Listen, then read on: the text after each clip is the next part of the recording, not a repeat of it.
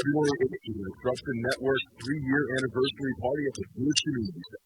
23 Patton Street in Utica, New York. Musical acts include Annie in the Water, acoustic performance by Haley James, Trampoline Jackson, and Live Noah. Haley in the Water will cap off the night covering Fleetwood Mac's hit album, Rooney. The whole Disruption crew will be on hand and will be presenting our annual G Awards. Party kicks off at 6 p.m. There will be beer, food from Doughboys Barbecue and Always the Gold with some incredible live music. Come celebrate 3 years of the Jeep. February 8th. For tickets, visit our website, disruptionnetwork.net.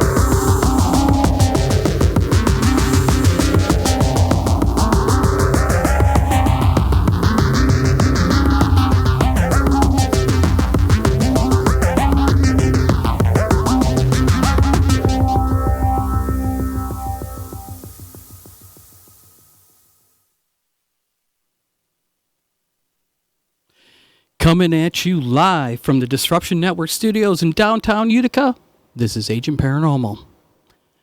Happy Sunday, everyone. How's it going? My name is Rich. I'm your co-host tonight for this awesome paranormal show. This is your mom's favorite paranormal show, by the way. Did you know that, Chris? I did not know that. Well, Chris knows it now. Did you know that, Peter? No, I did not. Well, you know it now. Kevin? I asked around, but yeah. See, you always got to throw a wrench in the works, don't you? You can't just go along. Nope. Can't go along. So congratulations to the Kansas City Chiefs on your win. I'm not a Chiefs fan, but hey, congratulations. So welcome to the very first Agent Paranormal show tonight. And I've got 3 investigators and good friends with me here tonight, and we are going to talk about all things paranormal. So for our first episode, I want to talk a little bit about spirit communication. That's one of the topics that's asked about us quite often, and we do a lot of it when we do our investigations. So first of all, let me tell you a little bit about us. How's that? This way we can become old friends like Leonard, Peter, and I are. Oops. Very old. Very old friends. Centuries old. Oh, that's not good. Is that creepy? That's kind of stuff we don't want to talk to when we do our investigations. So Timeless. So Agent Paranormal is based in the Utica, Rome area. We're a paranormal group of like-minded people. We're searching for the truth when it comes to the paranormal, but we're very open to looking at things of the metaphysical world as well as the technical world, and also studying the work of many paracelebs, if you will, like Zach Bagans, John Zaffis, Chris Moon, and others. You mean we're not celebrities? No.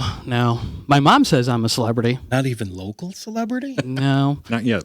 No. So if you walked into, say, a coffee shop and asked for a latte, that's the thing, they'd still make you pay. I would get the senior citizen discount, but you would still have to pay full price. I would just stare at him with the lazy eye until something happens.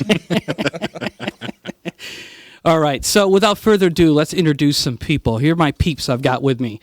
Unfortunately, I only have 3 with me tonight. Some of the other ones are either sick or they've got some duties they have to take care of. He said duty. Duty, yes. He said duty. You're going to sense this theme of poop along the way somewheres when we ever have Peter Leonard in the show. So actually, we cannot call him Peter Leonard or Leonard Peter. It's Reverend Peter Leonard. Dr. P on the D? That's you. You're on the D. I don't have my Reverend card yet, so you have to hold off on the marriage right now. So when I get married for the 3rd time, you will officiate at my wedding? Yeah, I won't even charge you. Oh, sweet. So I got that going for me. So anyways, let's talk about Pete a little bit. So you had your first paranormal encounter at the age of 7. And I remember you telling this story, I mean, because I've heard it like 1,000 times during lectures, but I'm sorry. a Revolutionary War soldier walked through your bedroom. I remember you telling me that. You've advanced from there. Obviously, you got into the paranormal field based on experiences that you had when you were younger. You are now what I would call a seasoned investigator, lecturer, and of course, as you're going to find out tonight, an entertainer. So Peter has traveled the U.S. with his pursuits of looking for answers like many of us have. And he is actually, come to think of it, he is the only celebrity that is in this room. So there's a little show on Sci-Fi Channel. So burn. Called Haunted Collector with a good friend of ours, John Zaffis. And Peter was on the Halbert House episode. Pete, how long were you on the episode? 33 seconds. There you go. And he even 12 hours of filming, 33 seconds. He even has a SAG card. I applied. You have to have 5 minutes. Yep. 5 minutes. Oh, dude, really? Well, that sucks. You can't add time with reruns? Every Well, rerun yes, gives if you the 33 actual- more seconds? I asked if the actual filming time counted, but no. No, sorry about that. Had they dude. put me back in when they called me back to refilm that other part, I would have had the 5 minutes. As the antique expert, but no, let's keep him as the history guy. Well, that's what you wanted to be known as. So it was a great privilege to be on the show, and we're very, very proud of Peter. And John Zaffis, I know, was pretty impressed. So Thank you. let's move on to our other co-host. He's sitting behind the station controlling everything here. So if something gets screwed up, folks, please blame Kevin. It wasn't me. I swear to God. Was the noise we just heard or the control screwing up? I think the noise was Peter. I did have a healthy dinner before I came here. So Kevin actually is a little bit different. He actually started when he was like Thanks, 14. Rich. That makes me feel great. I'm a little different. I was trying to be nice about this whole thing. So he actually had his first paranormal experience when you were what, 14? Well, actually, my first paranormal experience that I remember was around 14. There was another one that was kind of relayed to me when I was 4 years old. Apparently something had happened to me as well. That's another story for another time. That'll be episode number 2. How's that? So Kevin also founded his own paranormal group called Adirondack Paranormal Society, which I think is like the coolest paranormal name. Like Saranac is like a cool name for a beer. Adirondack Paranormal Society. Come on. I mean, we live right outside the Adirondack mountain range. Apes. So. Leave it to Peter to add something useful to the whole thing. So essentially, Kevin joined Agent Paranormal afterwards too as well. We rely on heavily. Not heavenly. Heavenly. We don't think of you in that way. Well, either way. Heavily on your skill set when it comes to doing all kinds of promotions for us, filming, and all that kind of good stuff. And not to mention that you are a seasoned investigator as well. Which brings me to Chris Ford. Hi, Chris. How you doing? Doing well, man. So, Chris has been a horror movie lover since the age of 6. Same here. Exorcist, still the number one. Always. Still watch that movie. Got to turn the nightlight thing on, even at my age. Poltergeist. So I came across Chris at one of the events that we were doing, and it just turns out that him and I had a commonality in Boy Scouts at one time at the same troop, and he was very interested in the paranormal, wanted to get involved with the group. He's done some filming for us on location at some various sites that he got us into, which we'll reveal that stuff a little bit later in the year. Chris has got a lot of projects on his docket. He's a busy guy. And we welcome him into our group, and he wants to learn a lot about the paranormal, and he is one hell of a video guy. That's all I can tell you. Which you'll see when we do some streaming type shows live on location. That's right, live on location. Is that a real thing? It is. It's a real thing. We're going to stream live? We are. And you have to keep your pants on, Peter. In 3 states, yes. It's a mandatory law has been passed. We could just keep it We can cut shoot up, above you the know. waist. Yeah. So, you know. That way everybody's comfortable. Okay. So, with that, we move on. So, spirit communication is what we want to talk about But tonight. Rich, you didn't tell anybody who you are. Well, my name is Rich. Or, What more or do are you you need going to with know? the mystery thing? You going with mystique and mystery? I am. Rich, I actually met Rich because 5 or 7, 10 years ago, 15, Rich actually carried me out of a burning building. I You did. saved my life. I have the scars still to prove it someplace. Right there. There's a scar. So a little bit about me then, if you guys are going to like guilt me into this, bully me, and these guys are bullies. They're going to bully me into We're this. not going to Well, if guilt you're you into showing it. You everybody know else- you want to tell us about yourself. Come on. Okay. Here's a little bit about me. So You put my laundry out on the line. What the hell? So, as a young child, I had no paranormal experiences. I was always a lover of the Twilight Zone, horror movies, ghost stories, all that kind of really cool stuff. But I never really acted on it. I was just kind of too busy being a teenager, getting in trouble and doing this. Actually, I was actually a good kid. I didn't have any problems with anything. So, anywho, later in life, I got a job working for a company that was a booking agency. And one day I received a telephone call from a client of mine, and he said, "Do you have a ghost hunter on your roster?" I said, "A ghost hunter? I don't think I do. Why?" "Well, I know this guy who is looking for an agent." I said, "Cool. Who is he?" He said, "Well, his name is John Zaffis." I said, "Never heard of him." So he goes, "I'll give you his website. He just did an event at our school. Students loved him. Check him out."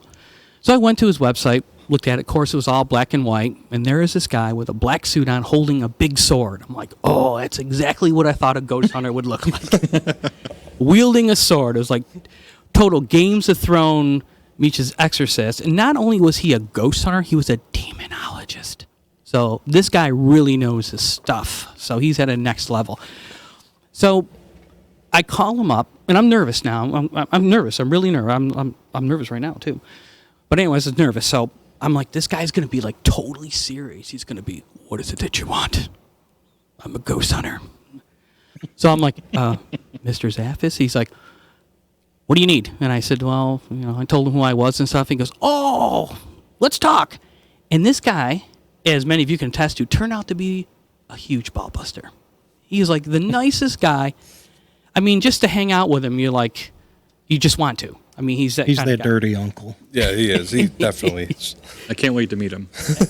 He's such an awesome dude. You say that now, Chris. Until he says something when your wife's standing next to you. I'm sure she's heard it all. So.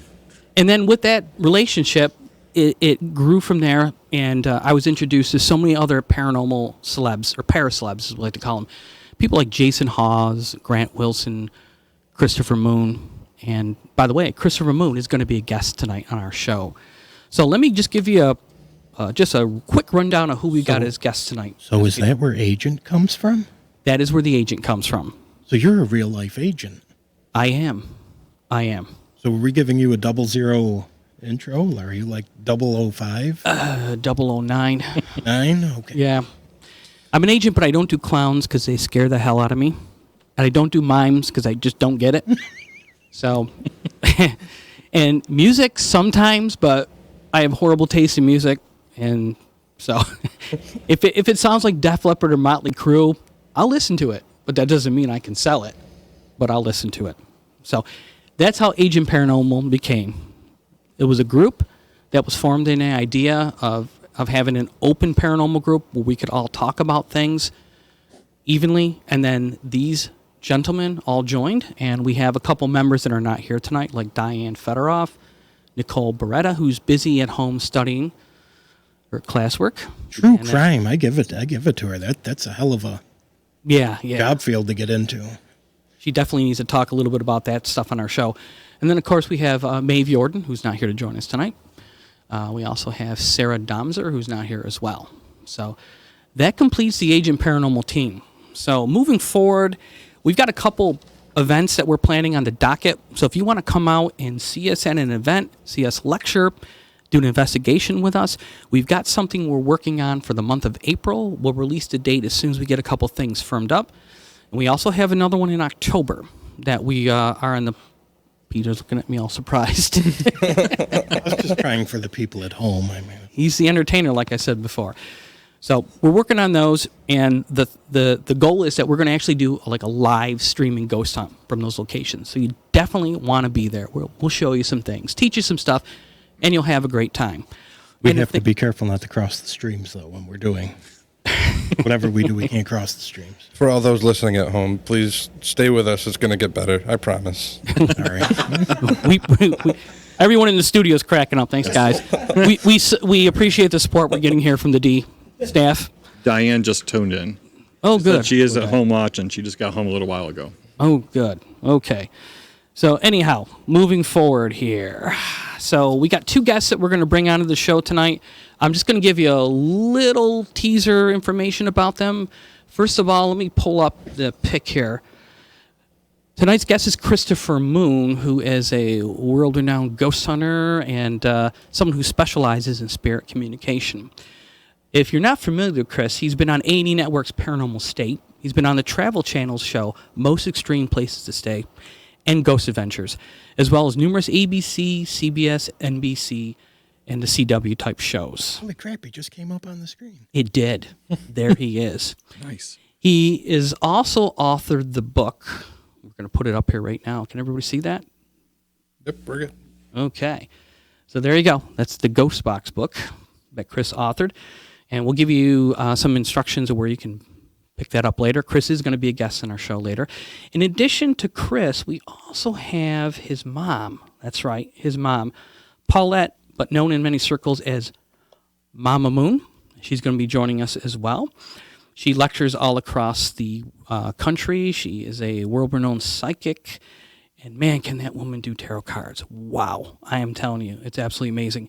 You've also seen her on ABC's Family Channel show, Scariest Places on Earth, and in the film called Chasing the Shadows. And she's also appeared on multiple Fox News shows in the Denver area. Paulette actually is from Denver, and Chris is actually now in Texas. So that's who we have as a guest tonight. So let's just jump right into this spirit communication stuff that people are talking about. Do you guys know anything about this spirit communication? I mean, can people talk to spirits? Well, if anyone has enough beer in them, you can talk to anyone. Different spirits, I'm sorry. I've talked to a few of those spirits. Chris? I remember buying my first Ouija board back when I was like 8 or 9. And at the time we thought we could. So that explains a lot now to me. Yes. About you. And Kevin's over there got this big smile on his face. Kevin, would you like to add something? Well, of course, I believe that everyone's going to be, somebody has the abilities to speak to spirits, and some point in your life, you come across that. I mean, not everybody's going to come across that, but yeah, I mean, there's a lot of history in spirit communication, so. We're going to talk a little bit about that, but first let me say a couple things about that, and then we've got a little show and tell for you, and we're going to talk about the Ouija board. It's such a fun subject, the Ouija board, because it really scares the crap out of some people, but when I look at it, it's a cardboard game with a plastic thing you move around. That's it. That's all I see. You mean Milton Bradley doesn't put a demon in every box? It must be expensive. How can they do that at like $11.99 or $12.99 a game? Wait, is it Milton? No, Parker Brothers. Parker Brothers. I apologize there. Oh boy. The brothers might. Milton Bradley won't. So anyway, spirit communication. When we do our investigations, we rely a lot on scientific equipment to give us some indication of what's going on. So when we walk into the room, we're not like, wow, this place is haunted. Wow, there's stuff going on. There's a couple different things that happen. First of all, we rely a little bit on our instincts. Do we not, Peter? For things that we feel or things that we sense? Yes. Okay. That was a hard yes. That wasn't a soft yes. Yes. So in addition to that, we also use... I'm just messing with you. Okay, good. I appreciate that. We also use scientific-based equipment that was not even designed for paranormal field. It was designed for other fields to detect things like temperature fluctuations, electromagnetic fields, audio recorders to detect certain sounds. And we use that equipment to try to find some type of findings to lead towards evidence of the paranormal. But not only that, we also play around with stuff that we call fringe equipment. And fringe equipment is stuff like the Ovilus, Ghost Box. I know if you follow the paranormal, you probably own one of these or watch a television show where the investigators are using these spirit boxes. And they sound like a radio just going, and a voice will come through. So let's back up a second, if we will, And Pete, I'm going to pass it to you. Give us a little discussion about the Ouija board and why that's so important into spirit communication, and why should people use it, or why should people stay away from it? I don't know. The Ouija board. You know, being from the Utica, Rome area, I never knew that it was spelled Ouija. I always thought it was Weegee, Ouija. That's like a local thing. Now I look at it, it's like the Ouija board. So since the dawn of time, man has wanted to talk to those who have gone before them. This is really my voice. I'm having a cold here. Okay, so if you haven't noticed yet, we're going to joke around a little bit. And if you have questions out there, feel free to shoot them in any of the chat rooms, this and that. But I guess if you want to go back to something called automatic writing, you have to go back to the ancient Chineses. You have the Sumerians. You have all types of things throughout Greece. You had Plato. You have all these different people who posed various theories, because people are like, well, the ghost hunting phenomenon has only been in the past 20 years. Quite the contrary. It's been around a long time. And my favorite topic of the Egyptians, it all goes back to Egypt. But that's a conversation for 15 more shows. So fast forward to America about the 1840s, a little place in upstate central. So in western New York, there's a place called Lilydale, which was basically something founded by three sisters, the Fox sisters. They were behind something called the spiritualist movement in America. And that was around a time when there was a lot of turmoil and trouble in the country. And during the American Civil War, it gained a lot of steam. And you'll notice anytime there's actually a big war, the spiritualist movement really explodes out there, because war leads to mass death and a lot of untimely death, and people want to have that final communication, so to speak. So the Fox sisters claim to have had these communications. And roughly after that, I believe the guy's name was Kennard. He created a board which would be your pre-board to the modern Ouija board. So one of his employees, by the name of William Fuld, F-U-L-D, bought the rights to it and put out the first Ouija board. So the word Ouija is actually two words put together. It's the French word for yes and the German word for yes. So oui and ja. So it's actually the yes board. Why did you just call it that? So there were many variations put together. And anybody who knows anything about William Fuld, he owned the Ouija board. Nobody else was ever allowed to produce the Ouija board. He went after everyone who put out any type of variant, including his grandson. He sued his own grandson. His grandson put a board out there called the Mystical Aura. I can't even think right now. Mystical Oracle, was that it, or something like that? I believe it was. So when he won the lawsuit, he actually put that on every Ouija board right under the word Ouija. Just so he could show his grandson, I owned it. Wow. And he died under mysterious circumstances. Some people think he fell off a building, or he jumped, or demons came and got him, or whatever happened. But the family did eventually sell it to Parker Brothers in Salem, Massachusetts. Of course. Where they are continued to be produced today. So what do we have? We have It's a piece of plywood. Right? You've all seen it. So the one we're going to show you is probably about World War I-ish. It's a 1917 vintage Ouija board.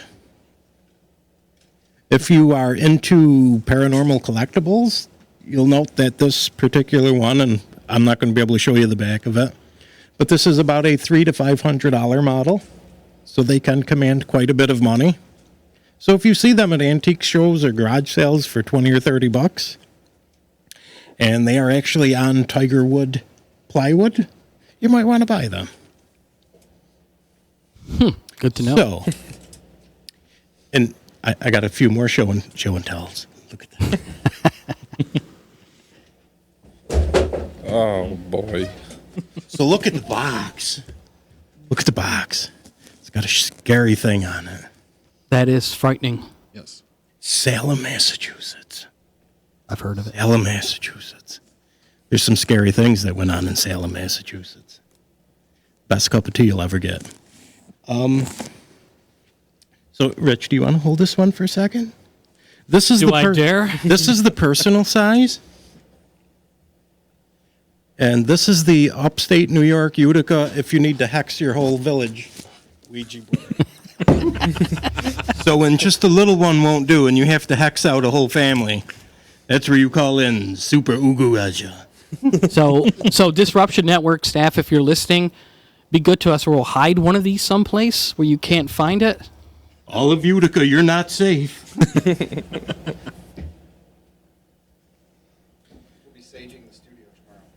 Oh, Sage isn't going to work against Peter's powerful Ouija boards. So I guess this is an interlude into what Chris is doing. So this is actually one form of spirit communication. So there's a planchette, which actually looks like a little table.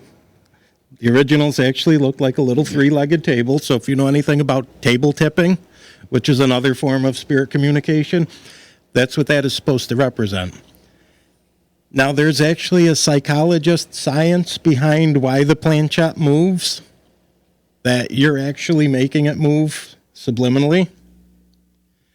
We have a member of our group that had some very bad experiences with the Ouija board, and I'm not sure that's possible from your own mind making that move, so whatever you want to take from it.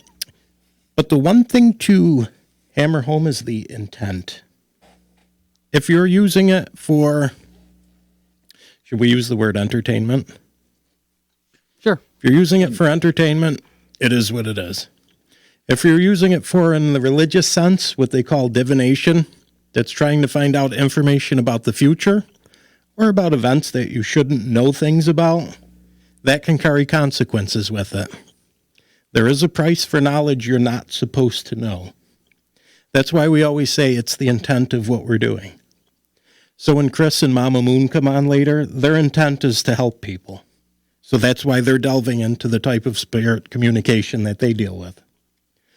So whoever they're talking with or whoever they're channeling through, the intent is to help the intended receiver. So I guess that's the basic of a spirit board. So that pushes you into the modern range, starting with Edison and Nikola Tesla. That's when they started bringing on more of a mechanical presence to the world of spirit communication. Yeah, that was called ITC. It's I can't remember what it is. Instrumental transcommunication. That's really when they started taking technology and added it into spirit communication. The whole story with Edison was he was like really close with his mother, and she was really on her deathbed. They were discussing how they wanted to, in some way, be able to keep in contact with each other. So Edison started developing what he would later call the telephone to the dead. And with that, it's not really certain whether or not he actually built it or what, because what happened was after Edison had passed, then everything just disappeared. Anything that he had written, anything that he had maybe even built was gone. He did do like 3 or 4 interviews on it, and only one remained. And the assistants basically just brushed it off and said he was making fun of the reporters at that point. So we're not really sure what's going on, but we do know that, fast forward in time with the Frank's box and the variation like Chris Moon uses is actually supposed to be based off of the blueprints that Thomas Edison used. He wasn't the first, he wasn't the last, but after Edison tried to do his thing, you move on forward into the 1900s, and you have Attila von Sazlay, that's what it is. Attila von Sazlay. And what he did is he used a 78 RPM recorder to try and speak to the dead. And he tried and tried and tried and tried, and he just couldn't do it. He started that in like 1941. He started doing that. And he said it never worked. And it wasn't until about 1953 when he switched to reel-to-reel is when he started catching things. And then as we know, a few years later in 1959, that's when you come around to Fredrik Jurgensen, who is the Swedish artist and filmmaker. Who's out in the middle of the woods just trying to collect bird sounds and using a reel-to-reel. He listened back to it when he got back to his house, and he heard his mother, his father, and his late wife's voice calling his name. So, I mean, that was the first start of the technological boom of using that for spirit communication. Before that, we had, the table with the rocking tables and stuff like that. But, I mean, we're so far advanced where we are today with that. I mean, that's just... I mean, it makes sense with the reel-to-reel. Yeah. Because it picks up so many more frequencies than a record would. You don't have the noise either. Yeah. So, between the two... Well, when we do investigations, we always have spirit boxes. Our spirit boxes are, well, I've heard them termed as shack hacks, but essentially they're AM/FM radios that have been modified so they in fact loop. So they start at the beginning of the band, go to the end of the band, and sample each station along the way. Then they just keep looping around, just over and over again. And there's two things that we pick up on that. Number one is we do get things, we do hear names or voices or disembodied voices, or we hear radio chatter, okay? And most of the time we dismiss most of the stuff that we hear. But when you ask a specific question and you get an answer to that question, then it starts to tie in some relevance, and then you start to think, is there something more to this? Now, most of us, I can speak on behalf of myself, and Pete can agree or disagree, and same with Kevin, but we've all done a lot of spirit box communication. I mean, I learned a few things from Pete. What Pete did was sort of cool. What Pete did is took an audio recorder and just started recording questions and pauses in between them. Then he'd go put it in some creepy, scary place that he didn't want to be in. And then that's where he would essentially play it, and then later on listen to it afterwards. And the one at the Rucker Mansion, you did that. You could hear you asking questions, and then all of a sudden a response came back with someone's name. Now I've got some EVPs that are here, which we'll play for you a little bit later. But there's my headphone, just came back on. Thank you. So a question out there, Kevin. Yeah. What is the purpose of the radio? So I guess the purpose of the radio in any ITC is that it's serving as the lung center of your body, because a spirit would now be disembodied. If you're no longer within your...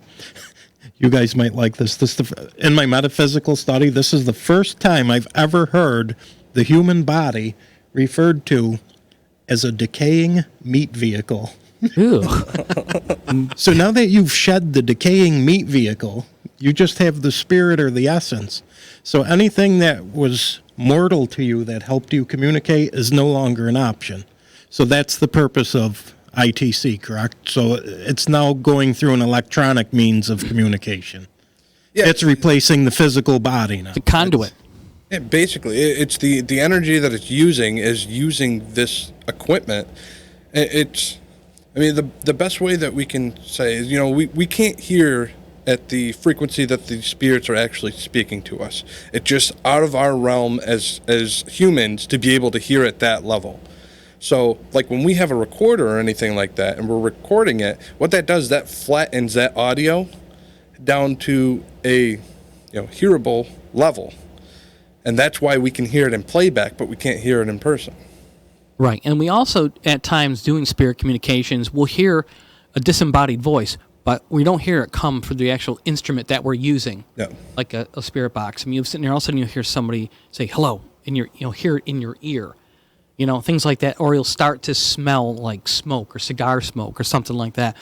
I know Pete and I went to a historical society in Whitesboro, and we walked in, and they asked us to come up. They wanted to talk to us about a few things.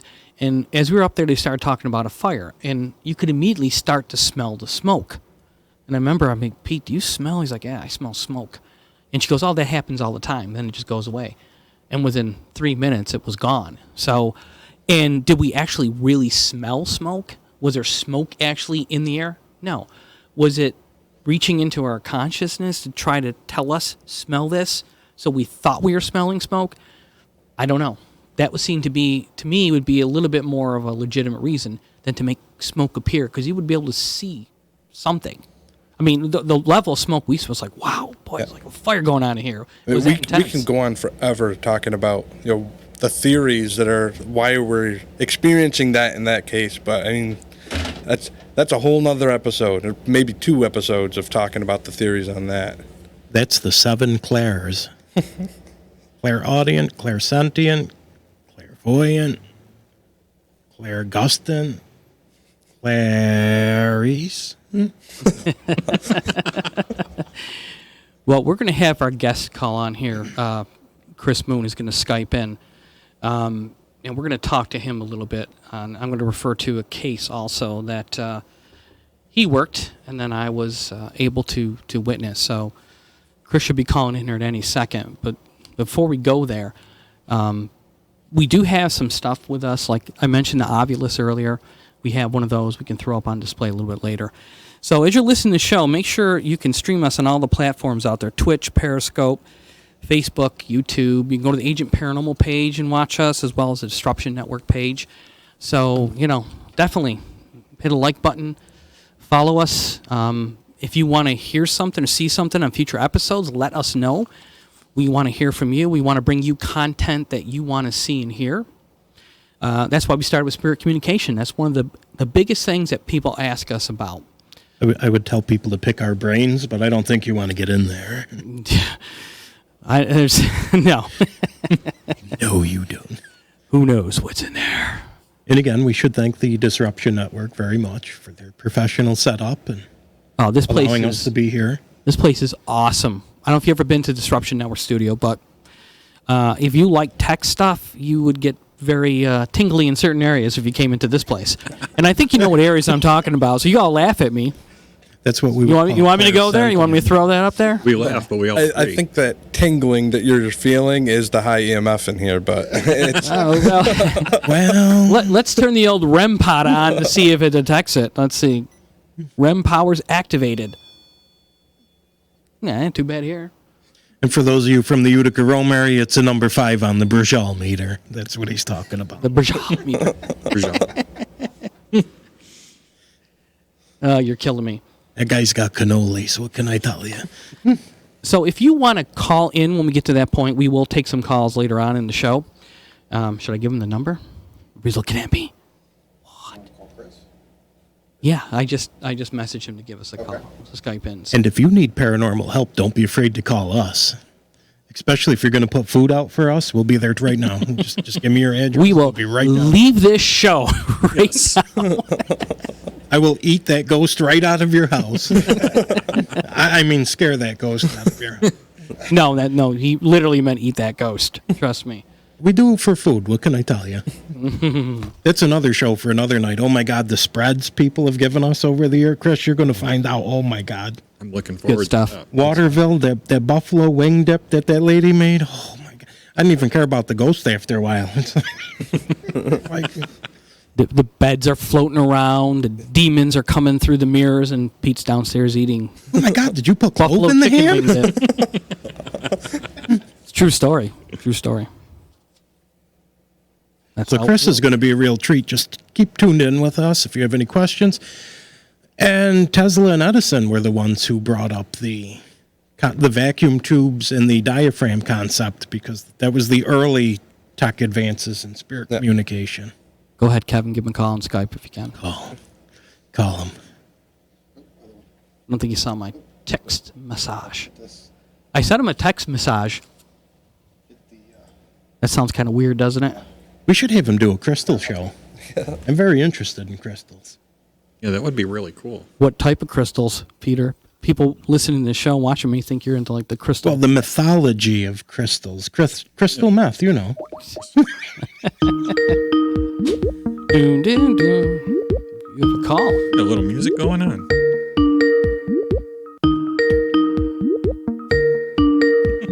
Well, hello. Well, we're calling, but he's not going anywhere. Well, he'll be joining us shortly. Yeah. He'll be our first guest tonight, and then we'll also have Paulette Moon on afterwards. So, Is she going to read anybody's tarots? no, not tonight, but that would be really cool for her to do on the air. So we will do that. So let me give you a little background here of Christopher Moon and why I wanted to bring him on the show and talk with us tonight. So a couple years ago, I went to an event that he did at the Lumber Baron Inn, which is in Denver. And it's a very nice place, actually. But back in the 70s, they had a slaying of two female college students that lived there. And so there's activity there. So he did an event there. Here he is. Is he with us? Chris, can you hear us? I can hear you. Oh, ladies and gentlemen, it gives me great pleasure to introduce Christopher Moon, or as I call him, Mooney. Mooney? Mooney. Yes. Hi. How are you? Greetings. How is everything down in Texas? It's good. It's good. We're doing the playoff party right now, and the Packers are getting murdered. Yeah. I think everyone's going to get murdered by the 49ers this year. I have to agree. Are you proudly wearing your Denver Bronco jersey? I got it on right now. Attaboy. Oh yeah. So Chris, we're doing an episode here on spirit communication, and I learned a lot of the techniques of spirit communication from you. You showed me some interesting things, everything from a spirit guide and and how to properly talk to spirits. As you know, in an event that we did, where was this? Where I got zapped, Chris? It was out in Hinsdale, New York. Yes, thank you. Boy, I got zapped hard. And I remember even when I asked the question about the exorcisms, you looked at me and you're like, "Dude, why?" And I'm like, it was kind of like pass a question along, and it came my turn, like spin the bottle. So I asked, and I didn't get kissed. I got whacked. I got whacked by a spirit. So, but what I wanted to talk about real quick is can you share with us some things that you've learned about spirit communication that would be helpful for people who are doing this as part of paranormal investigating? Yeah, I would say the most important thing, honestly, right off the bat is respect. You really need to go into every investigation, any kind of spirit communication with respect. You see a lot of the TV shows that provoke and kind of call these spirits out and all that kind of fun stuff, and it never works out well. So, if you go in with respect and you really go in and kind of announce who you are, why you're there, what you're doing, you're going to get much better results than if you go in any other way. Now, one of the things that I've noticed that you do, and I know Pete and I have started to do this in some of our communication sessions at locations, is you ask for a spirit guide. Right. Now, do you feel that's effective in how you do your thing? Yeah, it's vital. For me, working with the ghost box, I was the very first person to ever take a ghost box into the field way back in the early 2000s. And, I realized very early on there's these things called spirit technicians that work on this project. And once you start working with this team of spirit technicians, they work as your bridge. They work as the in-between on the whole situation to make sure that you're actually dealing with the energies that you're reaching out to. Because as we know, in doing this, it can be dangerous. It can be extremely dangerous doing this. And you're, you need to be 100% sure that you're communicating with who you're trying to. Now, you said dangerous, and I know this firsthand as I got zapped by something. What can we do as paranormal investigators to protect ourselves, if you will? There's a lot of different ways, Before I go into any investigation, I make sure that I'm 100% grounded when I go into an investigation to make sure that there's just absolutely nothing that can attach itself to me. After the investigation, I'll actually cleanse myself from time to time with sage, things along those lines, usually white sage. But you can also use crystals. Crystals are a great way to protect yourself, and I've recently learned how important it is to use the right crystals on an investigation, and everything from tourmaline to obsidian, things like that, really will protect you on an investigation. That's interesting because we were just chatting just briefly about crystals earlier before the show. So I just want to talk quickly with you about a case that you worked that I came out and actually witnessed. The Lumber Baron Inn. So I'm going to throw up this graphic so our viewers can see that this is a newspaper article from one of the publications in Denver showing the picture of the two girls that were slain. Can you tell us a little bit about this place? Oh, it's one of the hotbeds of paranormal activity in the United States. It was originally a huge mansion built by a lumber baron in the late 1800s, and then what happened is they actually turned it into, as time went on, it became a school, and then eventually became low rent apartments at one point. And when it went into the low rent apartments, that's when these two girls this one girl actually rented the property, and she was brutally murdered inside the location, and they found her as well as her friend dead inside the room. So when we went in there, we did the investigation the first time. The new owner at that time had come in and restored it as a full mansion bed and breakfast. And we didn't know any of the history of it. We just heard that there was a lot of activity there. That's why we did the investigation. And I was actually whispered to by one of the girls' spirits while I was in that room. And when I went back and told the owner about what had happened to me, he said, how did you know about that? Did you research the property? I said, no, I'm just telling you exactly what happened. And that's when we found out about the murders. Now, when you did your event a few years ago where I was at, we took a couple pictures, and I want to put these up on the screen for the viewers of our show to look at. You let me use these. You gave me your permission earlier on, but right. So this place has got a lot of activity going on. Some of it on the darker side. So yeah. So what I did is I just put up the picture, Chris, of there was a female investigator that was standing, looking out a room, trying to take a picture of a friend, and I was standing right next to her. And when she took the photo, her jaw just dropped, and she goes, something must be wrong with my phone. And I'm like, why?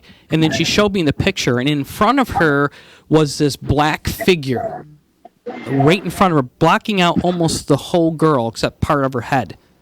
Right. Now, what do you think something like that could be? Well, that place has so much history, like I said, from all the different things it's been and all the people that have been there. It would be easy to say that, it was, a spirit of the girl or the girls that were there, whatever the case might be. But, I really think it was probably a darker entity because we had taken a couple of pictures that night. I don't know if you have both of them. Oh, I do. I do. Yeah, that first one popped up with the dark shadow figure, which to me looks like just an absolutely huge demon, or maybe a female, whatever you want to call it. But it definitely is something dark. And then in the secondary picture, you get something completely different. Yeah, I want to throw up another picture now. This is the actual picture that I put up that was taken in that bedroom that we were doing the spirit box sessions in, and in this photo, you can see what looks like the reflection or the flash of an IR light, and then it looks like there's something in the middle that we couldn't identify in the photo. And right. So we took a closer look at it, and I'm going to throw up the final pic, what happened when you enlarged this. And right. This appears to be some type of entity, and it looks like it's got halos or round things that it's thrown up with one arm and catching with the other. Mm-hmm. Any idea what that is? Well, I hate to keep screaming the D word, but to me, it definitely does look demonic. If it's not demonic, it's interdimensional. It does look like any sort of human spirit that I've ever seen or encountered before. And I was thinking about this the other night, Rich. It's crazy because you talk about paranormal events taking place, and it's always good to have a witness and all those kind of things. We had over 120 witnesses that night, and the amazing thing about that is that these aren't pictures that you or I snapped. These are pictures that the attendees took. Right. And for them to have that experience and see, and we're scratching the very tip of this thing because it was a very intense night. But for them to have that experience, I don't know if there's ever been another event where so many people have experienced paranormal activity and walked away 100% sure that they saw or heard something. Now, you had an unusual experience there afterwards where you went back and did another event there. And right. There was a gentleman that came to the event that was sort of, I don't know, unstable, if you will, mm-hmm. that showed up to do some harm to some people. Right. And something sort of bizarre happened. You want to share that with us? Because when you told me that story, I was like, what? Yeah, this really talks about the new owners had come in that owned the mansion, the bed and breakfast, and the spirits there, the girls, were very protective of the owners. They really look after the place. So they were holding an event up there, and if memory serves me correctly, essentially what happened was a man had come to an event inside the ballroom, and he had actually come in fully armed with guns and knives. And nobody knew this at this point, but he was planning on doing some harm to people there, they later found out. And when he stood up at one point to make something happen, he actually dropped dead of a heart attack. He was there, and then he was gone.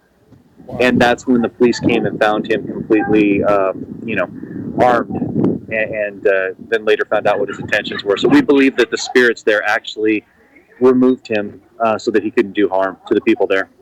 If that is true, that is absolutely bizarre. It's crazy. Yeah. That's nuts.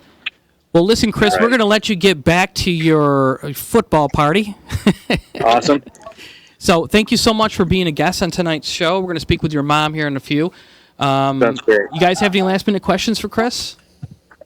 Tune into his page. They're on what? Paranormal Warehouse now? Paranormal Warehouse. If you're into crystals, they have on-the-spot crystal sales every now and then. They come up with some good stuff. Now, you do some crystal stuff right on Facebook, right, Chris? Yeah, we do the sales on Facebook about 3 days a week. There you go. So tune in to is it Moon D or is it Psychic Chris Moon? You can tune in to Box Talk with Mooney and D on Paranormal Warehouse, and you can check out Magic Moon Spirit Jewelry on Facebook. Cool. Thank you so much, Chris. Have a great night, man. Thank you. Oh, thank you. Thanks, You Chris. too. Thanks, guys. Bye-bye. Bye. There you go, my friends. That is bizarre. That was crazy. Yeah. Having been with you at the Hinsdale house when you asked that question, I wanted to just walk over there and be like, psh. Yeah, thanks. It's like, let's go into The Exorcist and ask the demon if he wants a priest. I That's remember, going to end well. I remember when we left, I remember telling Pete, I don't feel good. What do you mean? I feel like, he goes, were you coming down with something? I go, no, I don't feel like fluish. I feel like just fatigued, like just something sucked everything out of me. You know, and I'm just like, and then we went out, we went, and of course we had to go eat because we're paranormal investigators, so 3 o'clock in the morning is a great time to go eat dinner, you know, and have some drinks, whatever. So we went out and did that.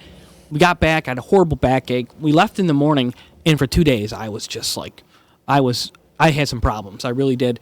And then I called up Chris, and I talked to him, and he explained to me what happened, that he got zapped. I also talked with John Zaffis, he concurred. So I had to do a grounding thing, and through the grounding thing, I kind of went outside and, you know, kind of stood out in the grass. It was a beautiful day, by the way. Sat out there barefoot and put my arms up in the air, you know, like I'm doing something. And there was a lawnmower running in my neighbor's yard. All of a sudden, the lawnmower stopped. And I looked over, and there's my neighbor looking at me and goes, dude, are you all right? Oh. So you could have saw me here, like, just standing in shorts and a T-shirt, my hands up in the air, like my best Jesus pose. You know, and he goes, are you all right? I'm like, yeah. I did not tell him what I was doing, by the way. I said, no, I'm just stretching, you know. And I went back inside, went back down because I still felt horrible. And then I swear, and I'm telling you right now, about an hour and a half later, I jumped up off the couch, and I was like, wow, that's weird. I feel like nothing ever happened. So I got up, went to McDonald's. That's what you do after you're sick, right? Oh, yeah. You go to McDonald's, and you get a vanilla milkshake and a quarter pounder with cheese. That creates another demon. Yes. So, and then after that, my wife was home, and she's like, you made a fast recovery. I said, yeah, I feel great. I went out and mowed the lawn. Watched him stand on the lawn with his arms up in the air, do his best Jesus pose. So anyways. So can I hijack you for a couple minutes here? What's involved in that? Is there anything weird, or you just... So this is the first show. A lot of people are probably going to catch this on a rerun or on their own free time, et cetera, et cetera. They're probably looking at this paranormal investigators. You're all full of biscuits. There's no way any of this crap's real. It's all a figment of your imagination. Everything's a lie. This, that. I guess that's what we want to help people understand. Having had an experience at 7 years old, there's a phrase in this business which I don't like. People are like, I'm a skeptical believer. Well, you're either skeptic or you believe. I had an event which made me a believer. So if you can still be skeptical, I'm happy for you. But I've experienced so much stuff over such a wide band of different scenarios, situations, equipment. I could probably, if you brought me into court, give you a good case of why it is probably real. Again, Paranormal means anything out of the normal. Paranormal doesn't mean ghost, just like UFO doesn't mean alien. It means it's an unidentified flying object. So anything can be explainable, but these are the things that happen, like you got sick. Now, fast forward before Rich got sick at this one location, we were outside doing our own little thing, using one of his spirit boxes. Something identified itself as an imp, which is an elemental creature, not from this realm, interdimensional travel, as you heard Chris talk about. And I looked down to see this little black, shadowy human being about this big walk out of the bushes, walk right across the stone path, right back into the bushes. And I even told Rich at the time, so I mean, there's been so much over such a long period of time, I can't even question anymore that it's not real. He was whiter than he normally is. Well, the thing is, it seems like, being new to the game, a lot of people think about it as what they see on the movies. It's so exaggerated and everything for movies, and then what you see in real life isn't that exaggerated, not all the time. But it's the little things, like when we were at Rucker, and you had asked about, who was in the room with us, and it called out my name, first and last. It's not, it's not something a movie's going to be made out of, but it's those little things. It's like they give you chills. Sometimes the real things are more scary than what Hollywood produces, don't you think? That's true. And Rich keeps talking about a spirit box. So this is an AM/FM radio that's manipulated. It's scanning nonstop through 5 to 6 radio stations per second. Yes. What are the odds it's going to stop and say Peter Leonard? Well, that was the same thing because the box said Chris. And then all of a sudden, he was like, well, Chris who? And then it said my name. And it was like, well, what are the odds of that hitting in a radio station? See, at everybody, that particular time. And this will be the end of my rant. Everybody wants to explain the paranormal with science. I think they need to do it with math and statistics. Start showing numbers, and that once you get the mathematicians involved, then the scientists are going to get involved. Yes. What are the odds of a radio stopping exactly on... You have a is phone this call. Mama Moon? Go for it. We have a phone call from our next guest, Paulette Moon. Hi, Paulette.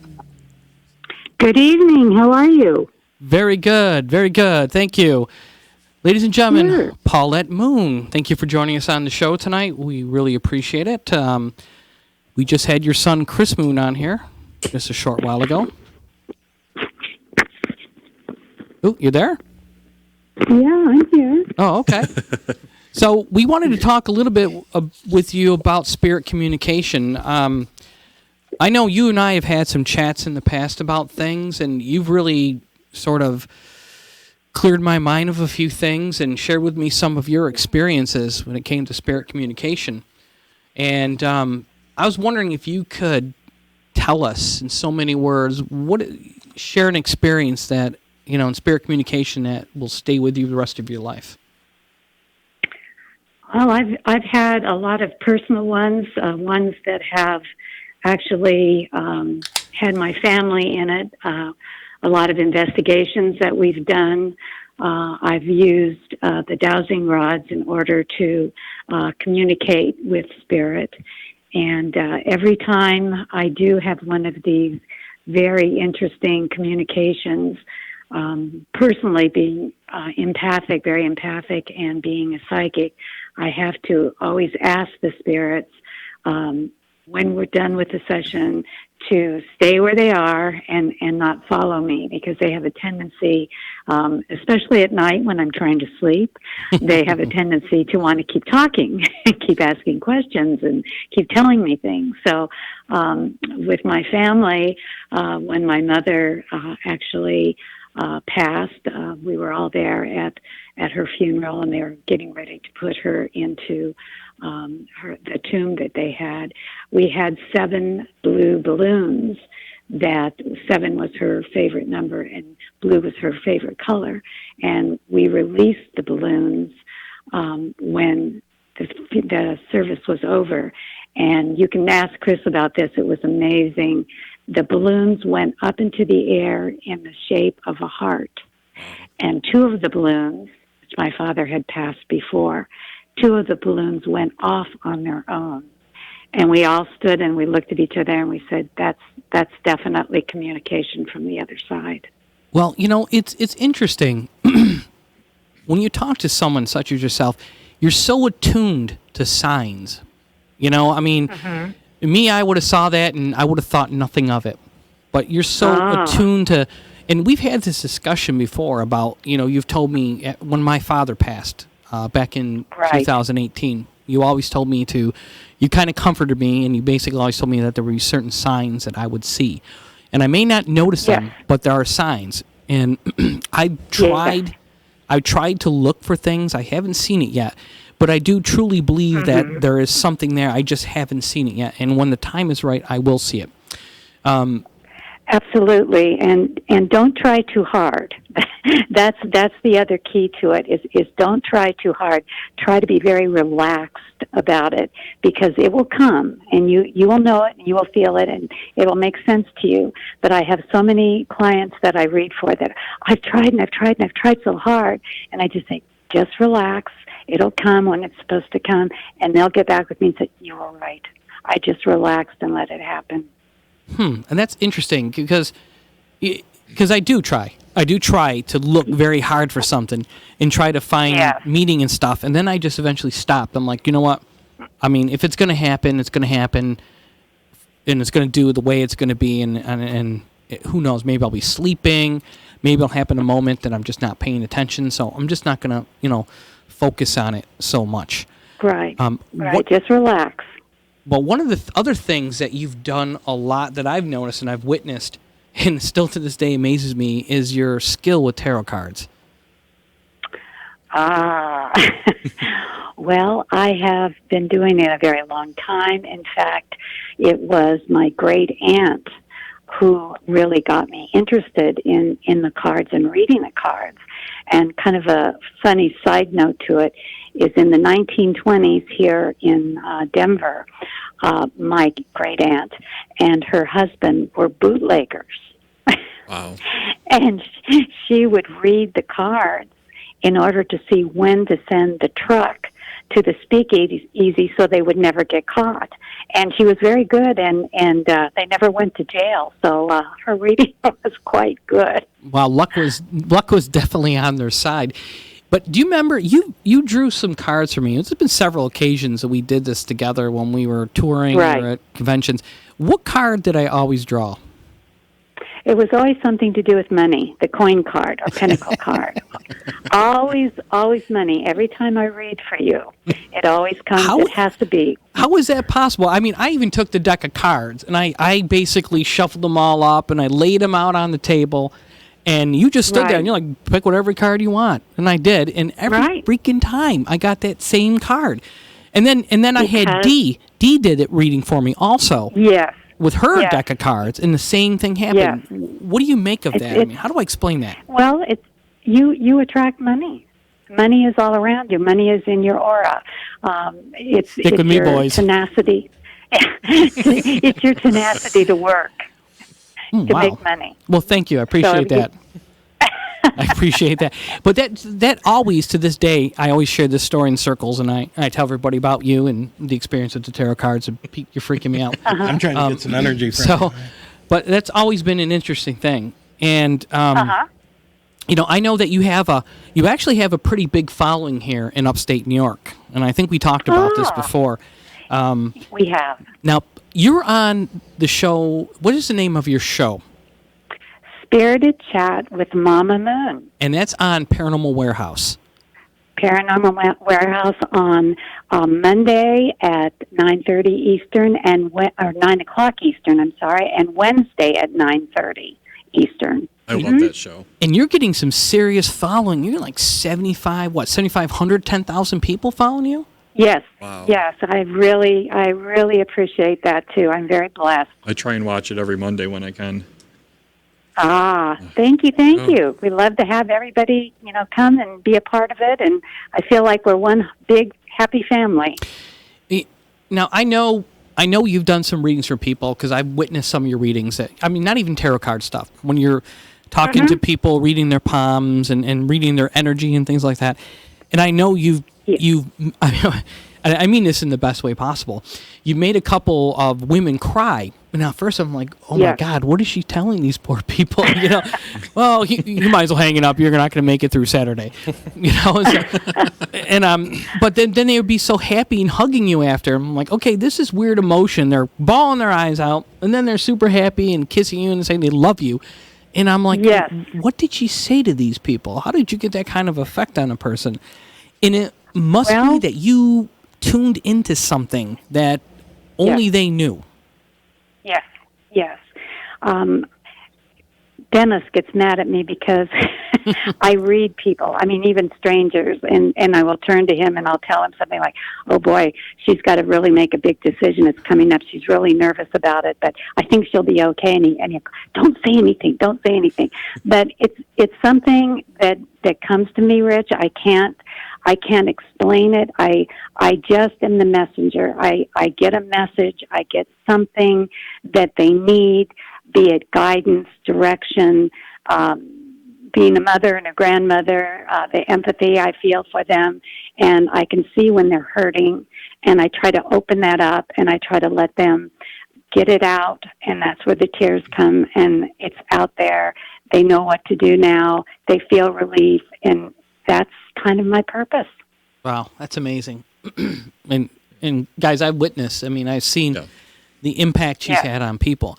Now, here's a question for you. Earlier in the conversation, you talked about how you go home and try to go to sleep, and they're still trying to talk to you and all that kind of stuff, and you have to tune them out. Have you ever had something follow you home? Oh, yes. I've had that, on numerous occasions, and we've had to, on several occasions, actually do a house clearing where there is an entity that just can't let go of me because they need to get a message across, or they need me to do something or help them in some way, but it becomes that they're really possessive of me, and we've had to do house clearing. I would say here at this house, and you've been here at this house, so you know that it has some interesting spirits that wander through from time to time. But we've had to sage the house before. We've also had to put sea salt at the front door, the back door, and the garage door to keep the entities out, because they become so overwhelming and they become so possessive of me that I can't get anything else done. I can't sleep. I can't eat. I've got to cut it off. And after each time, after I do a show on Monday and Wednesday night, I have to ask the spirits to please stay where they are and not to come with me, not to try to get any other messages across, because I have to cut it off. And not that I want to be mean. I just have to cut it off, or I can't exist. Why is it, do you think, that they want to like be like connected to you and constantly talk to you and get your attention? Why do you think that is? I think that they know that somehow, I don't know how, I can't explain it, but they know somehow that I can connect to both sides, that I can hear them and understand them, and that I can get the messages across to their loved ones, their friends, people that need to get messages. I have a lot of people call in about a friend or a relative that supposedly had committed suicide, but was it really that, or were they really, in fact, murdered? And I don't know why I've got this ability. I know I come from a long line of psychics, empaths, clairvoyants. I know all the members of my family, women especially in my family, have all had some sort of ability. In fact, Chris is the only male in our family that has this psychic ability. He's the only one. But I feel like they can connect to me. They know I can get the message out. And again, I'm just the messenger. That's interesting. It sounds like the spirits want to talk to the living just as much as the living wants to talk to the spirits. Exactly. There are messages that they need to get through that they couldn't give at the time they were here on Earth. A lot of times, in most of the readings that I do, one of the first things they always say is, I love you, I miss you. Every time I hear that, They just want something to be left of them. They want me to get a message that, I'm going to be around them. I don't want to frighten them, but I'm going to be around them when they're in a difficult time. Or sometimes I'll get messages like, yes, I'm in the car with them and they're not paying attention, and you've got to get the message through. You've got to pay more attention driving. Or even, I hate the radio station they're listening to. Tell them to turn that off. So it's just kind of unusual. So our spirits, if someone was mean and grumpy in life, do they take that whole persona with them in death when they're in the spirit world? Absolutely. Interesting. The way they are here, or the way they are there. It's the only thing that's different is how they perceive things. It's different that way. How they perceive heaven, how they've learned once they've passed over, in which a lot of them tell me that. Please tell my mother, my grandmother, whether I've passed over. I'm not an earthbound spirit. Please tell them I've passed over. But they always say, when they've had arguments or whatever, that it doesn't matter on the other side. All is forgiven. Everything is the way it's supposed to be. But they're still, if they're grumpy, they're still grumpy. Well, that explains a lot. So what is the other side, Paulette? What is it? I mean, as paranormal investigators, we try to find answers to why people are like doing a haunting, or why are they there? What do they want? And if there's something we think or perceive as evil, why is it here? What's its end game? But what happens when someone dies and their spirit, their soul, whatever you want, leaves their body? Where do they go? Where is this place? Where does it go? Well, that's a very interesting question. And what we found in all of our research and all of our investigations is that there are, and we've talked about this before, what we call earthbound spirits. And the earthbound spirits kind of keep themselves in the purgatory because they're afraid to go to the light. They're afraid to cross over to whatever the other side is for them, and they fear it and they stay locked in. And this is why Chris and I have tried to help these spirits, these earthbound spirits, to move to the light, because from what we understand and what we feel, this place that you want to call the universe, heaven, whatever name, terminology you have for it, that this place is so beautiful, is so peaceful, but everybody has a job there. It's not like you just sit around all day and look at the clouds. Everybody still has a job. And a lot of people, their job is to reincarnate and come back. So it's an interesting place. It's kind of like a clearinghouse of souls. But the most important thing that I've found over and over again is when our beloved pets pass, we always meet them there. They wait for us in the light. That's what I wanted to hear, because I'm a huge pet person. As you know, I've always shared many pictures of my dogs. As a matter of fact, my youngest dog, Jasper, was named after your son. So he gave me the name. It was like, I went on Facebook. Right. I went on Facebook, and I wanted to give this little 5-pound dog a killer name, like, Thor, Axel, Satan, something like that. And my wife goes, oh, that's stupid. So I went to Facebook and said, I need a name for this dog. And all these really cool names came across. Chalupa, I thought was cool. Ren, our buddy Larry Grady gave me that one. And then Chris came with Jasper. And that one just stuck with me for some reason. I'm like, Jasper. Perfect. And now when I look at him, he is Jasper. He couldn't be anything but Jasper. And then, when I lose a pet, I mean, it kills me. It breaks I'm just a mess. And, and I always wish that someday that I would see them again. And basically, and then just basically be with them all the time. So, I mean, are people really scared of, are they really scared of dying, or are they just scared of the pain and everything they have to go through to get there? Or are they scared of missing people and having all their stuff? All of us have stuff, and without our stuff, right. I wonder sometimes really why people, why when somebody passes and moves on, why we're not rejoicing? Because I know some cultures probably do that. They honor that person, rejoice that they've moved on to the next level, if you will. Sounds like you're going to be missing your money, Rich. Yes. Yeah, we're going to throw a few coins in with you when you go, Rich. Yeah, just thanks, so that you Paulette. feel I comfortable. appreciate that. She's always looking out for me. This one, always looking out for me. You know, it's interesting because Always. I asked some people in the paranormal community that I highly respect, and I said, hey, I go, Paulette, I think she's very, very gifted. I mean, the things that I witness, I just can't explain. And I remember these two gentlemen, and I won't say their names, and they're like, oh, that woman's got some serious skills, some serious gifts. I mean, she's legit. I'm like, cool. That's good to hear. It's very reaffirming. Thank you. I appreciate it. I never questioned what you could do. I never doubted it for a second. I just wanted to see with these other two people where they sat on the whole phenomenon of psychics and stuff. Right.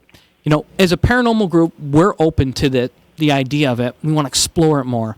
And we want to somehow find how the scientific method and the metaphysical method can somehow be collaborated or somehow agree on something. And that's really kind of one of the things that we've been playing around with. Because, I think it's fascinating. And, my experiences with you and with Chris and a few others on a smaller level have really opened my eyes to all this. And I think now that I've been doing this for so long, I think one of the things, and I don't know if you guys agree with me or not here, I don't know if I feared death as much as I did before I was a paranormal investigator.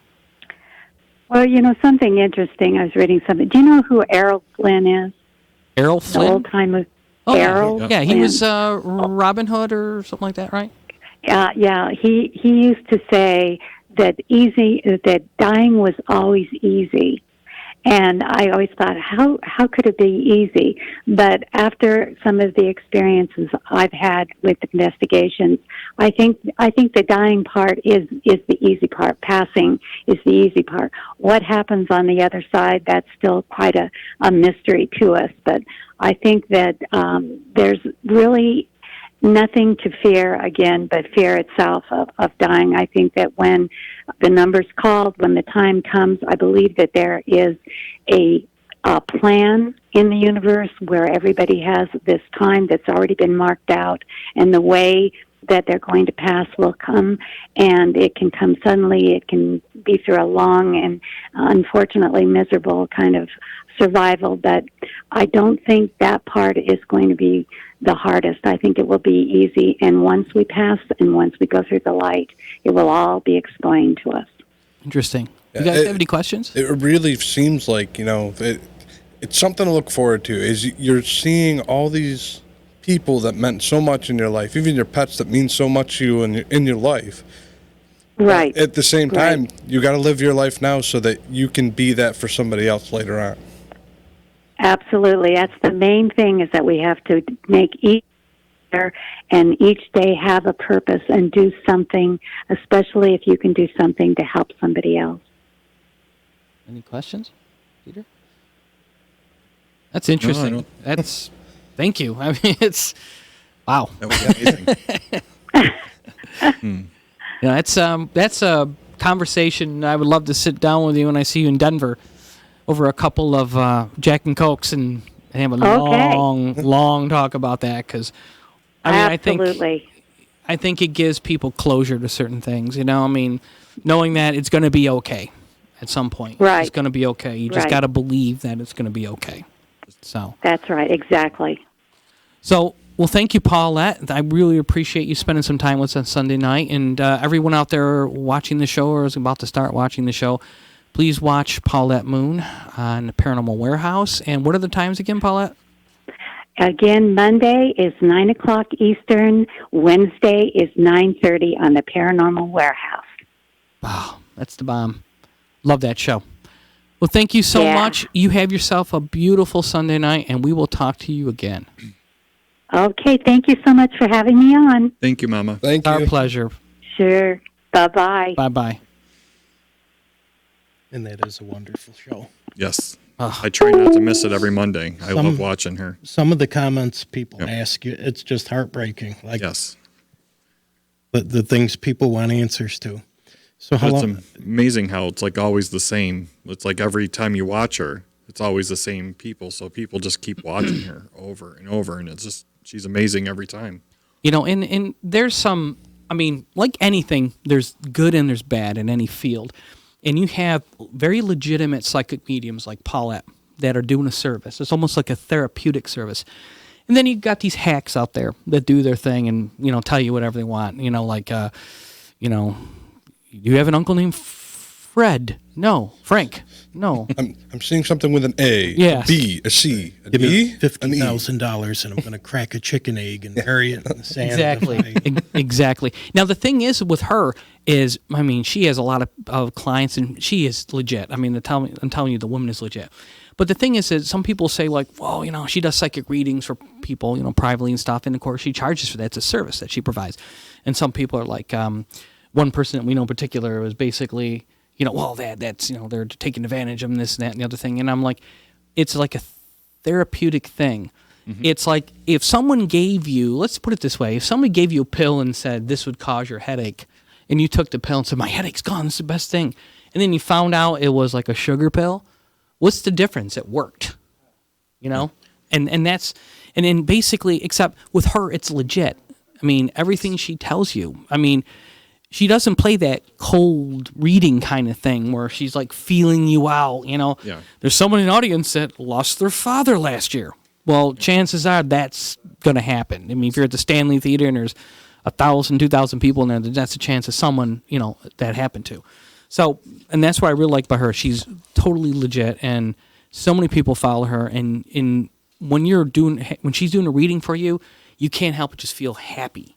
She just got that, like it transitions to you. So, thank you. Could we expand that just for a second? Again, the first show, we want to lay all the groundwork. If you've ever been to a psychic show or psychic fair, you're going to see people walking around with thousands of dollars in their hand. And you think it's just absurd. Like, they're ready to slap this down. They're buying a rock. They're doing that. People ground themselves in what they call their own reality, and they expect everyone else to operate in their own metric. You get sick, you go to a doctor. You got mental problems, you go talk to a psychiatrist. But they don't understand that in a certain realm of people, or a certain realm, people believe in not so much as even like the psychic part of the business. Yes, like Richard mentioned, there's a lot of scam artists out there. But those people need to sit down with someone who they believe has authority, like Mama Moon, for example, or Chris. Yep. They tell them their problem, and they give them a solution. So they're affirming, and they're sending the person along with, in many cases, they're basically just telling them what they want to hear. Well, a lot of people think that that's a disservice or that's fraud, and they shouldn't charge for that. It's no different than going to a medical doctor. Like you're saying, they give you pills. Okay, the pill's going to make you better. The pill only treats part of the problem. Your mind actually makes you better. And that's what metaphysics is starting to prove, that your mind actually is what's healing you, not the pill. In certain circumstances it is but the recovery part of it is your mind. So you can't really lump every psychic or whatever you want to call it into this big basket of disbelief. Yeah. A lot of them do have a gift. The first time I ever met her, she came up and said something to me, and I'm like, how the hell do you know that? Like, I never mentioned it to Chris, never mentioned it to you guys. She does. She's one of the few, I would say, yes, but not to piggyback, but that's what I mean.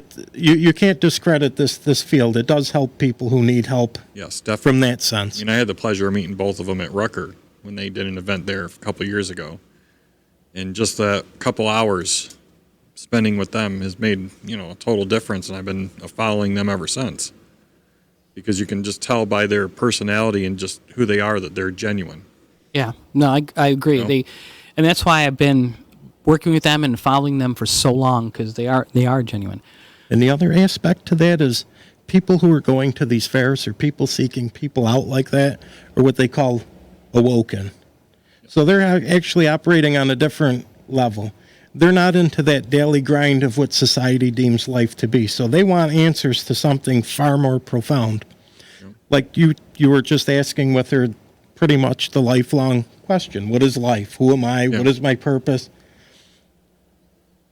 Well, you're here for a reason. You don't know what the reason is, because one of the beliefs in metaphysics is that you sign a contract before you incarnate called the veil of forgetfulness.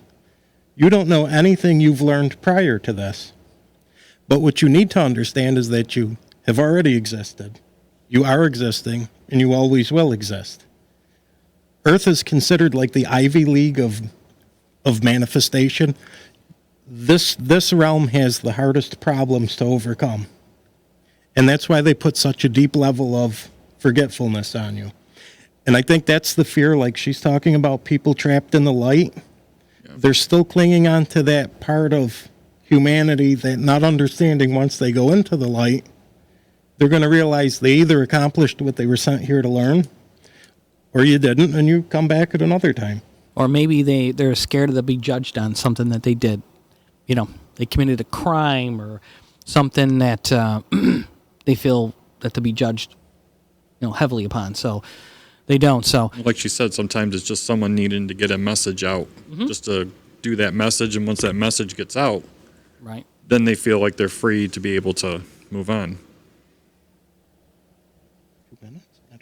Oh, speaking of bootlegging, brewed in wonderful Utica, New York, is Utica Club. This was the first beer distributed in the United States after Prohibition was repealed. Yes. If I didn't have diabetes and if I wasn't on 34 pills, I would have actually drunk this because this is one of the great beers of all time. Two Talking Steins do not lie to you. Schultz and Dooley say it's the best. So do I. And they are right. Utica Club. Maybe at the next episode, Pete will down one and we can just see what happens. You might want to get Mama Moon then to talk to me. He'll down one and then Pete will down. Yeah. Well, to finish up tonight's show about Utica Club. Brewed by the Saranac Brewery.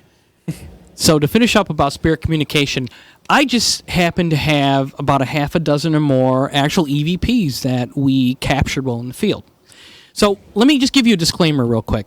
This is stuff that we picked up, okay? We're not saying that this is a ghost. We're not saying this is a spirit. Some of these are answers to questions, and some of them are disembodied voices. We just thought they're very interesting and unique, and it just adds a little bit of this factor, like, is there something going on? So I'm going to give you guys a quick little a quick little explanation of what this is, and then I'm going to play it for you. Okay? Let's go with this. So here's one that we got from the shops in Utica, the shops at the finish line. And you're going to hear me ask a question, who is the president? And you're going to hear a very quick response. Let's play this. Who is the president?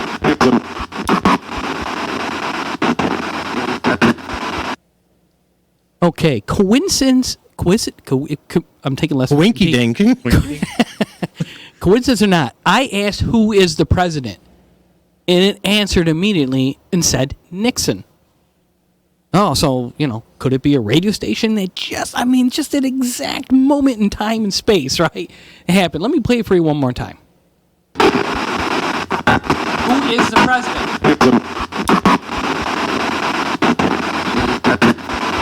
Now, if you've ever heard Richard Nixon's voice, maybe he's on YouTube, I don't know.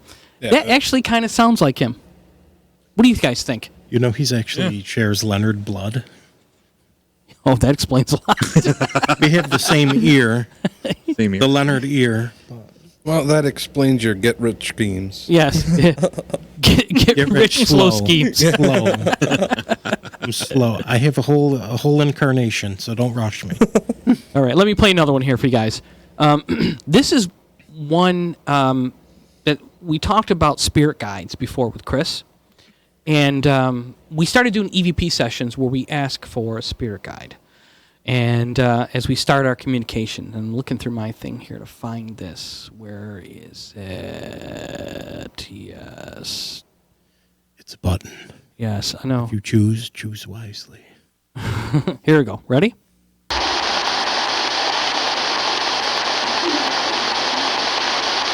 Is there a spirit guide that we can please speak with?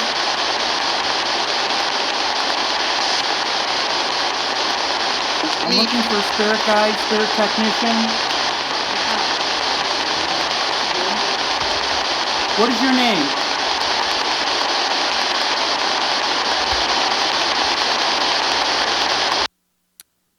So upon the second asking, a voice came through and said, me. Did you hear Heard that? it. Me. Okay. I heard it. Just make sure it's just not me. Did you guys hear that? What? What? No. What? That always fascinates me, expecting they're going to say their name like Charlie. Is there anyone here to talk with? Me. Me. Okay. That was profound. Now, here's one getting a little nasty with me. This is another one we took at a local place. I don't know if it's saying bitch or rich. Let me play this one for you. Are you hiding from somebody?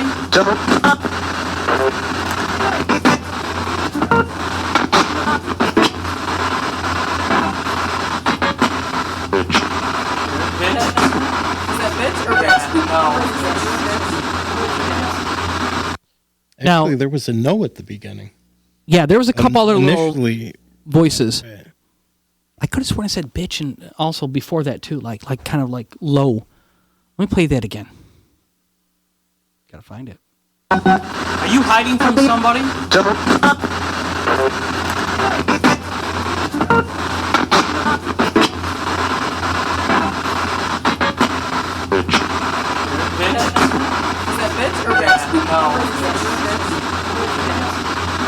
no, it's not unusual for them to swear at you because, we've been there. We've had some real good ones drop with me.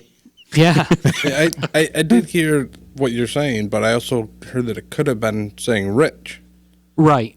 And I've listened to it over and over again, and I've been weighing towards bitch over rich.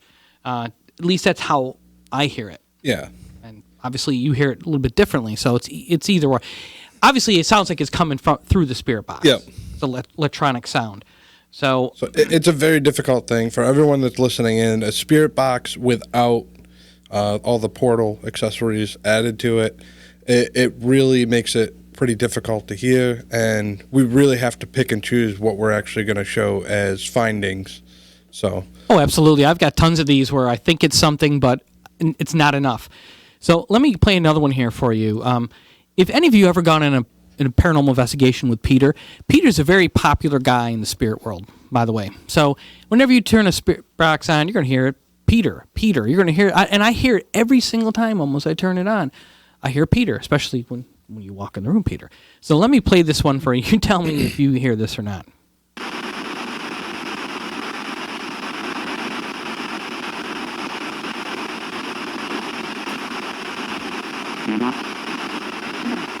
Yes, am I looking at you?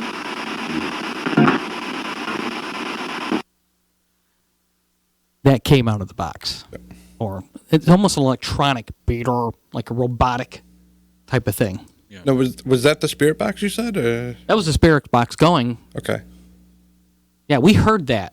So we got that off the audio recorder afterwards? We heard that. Obviously, he answered. Now, nobody else will verify this other than what I'm about to tell you, but I told Rich, but that's actually my dad's voice. Perfect tone. Here's another one I'm going to play for you. This isn't a spirit box thing. This is someone yelling my name, and someone heard it and said, "Someone just call Rich." Now, the investigation, there was 3 of us. There was only one female that was in the group, and this almost sounds like a female voice yelling my name out. So let me play this for you. Do people pass in and out of this building that scare you? Somebody over would Larry be here? So did you hear at the beginning someone yell my name? I think you were talking over the top, and you could just faintly hear it behind it. Yeah. That was weird. I didn't even hear it. I came up and said, somebody yelled my name? To Jen was the investigator. She goes, yeah, somebody just yelled your name. A female. There was no one there. The doors were locked, so you couldn't get into the place because that was one of the protocols that we had to lock the doors so no one could walk around because they had businesses in there, and you didn't want anything to be taken. So, all right, let me play another one here for we're getting close to wrapping this up for the night. So, let's find a good one here that we have. I have so. Yeah, we're almost done with the hour. We knew we were going to go over. We were a little excited for the first episode. So. Yes. Here, let's play this one.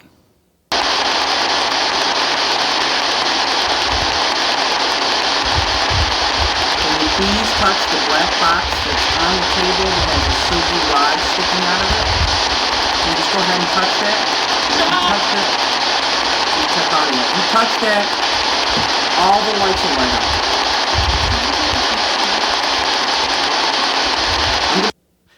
Now, there was a lot of static noise going on there, but you could hear someone say, "Stop."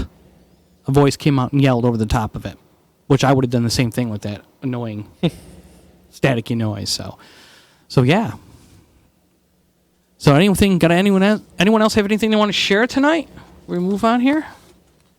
Utica Club, a beer so good, it's trying to get out of the can and get into your mouth. So why not oblige it and go buy yourself a case? So, ladies and gentlemen, that is our show for And tonight. after you've had quite a few, you want to get yourself down to Utica Brews. And get yourself some Agent Paranormal coffee. That would be, yeah, well, whatever. Maybe. Utica Brews is not there Okay. anymore, dude. What is that flashing over here? Oh, Utica, what does that say? Utica Coffee. Get down to Utica Coffee. Go see Coffee Heather that- at Utica Coffee. She's the greatest, man. I tell you, she's the greatest. We've So- investigated Utica Brews. My bad. He's bad. He's always going to be bad. So, folks, that is our show for tonight. Thank you for spending your Sunday night with us. Thank you. Hopefully you come back for another one. Hopefully Todd will have us back. He's been pacing back and forth. Killing it or killing him? Well, that's better than him pacing back and forth and with a rope around his neck ready to jump off the thing. Why did I put these guys on? So we want to thank Disruption Networks for giving us the opportunity to do our show tonight. And, moving forward, we want to do more of these for you. So stay tuned with the next episode if they'll have us back. So please, Pete, don't do anything in the bathroom so our invitation gets rescinded. Too late. Uh-oh. That's not a good sign. No, Well, it was a great show. Thank you. He already promised that he wouldn't summon and everything. So So, on behalf of myself, the Ohm guy, Peter, Chris, and Kevin, who are awesome, by the way, thank you for spending your Sunday night with us. And stay tuned for more shows. Have a wonderful, wonderful evening. Thank you. Thank you. thank you very much. Peace. Chankuya.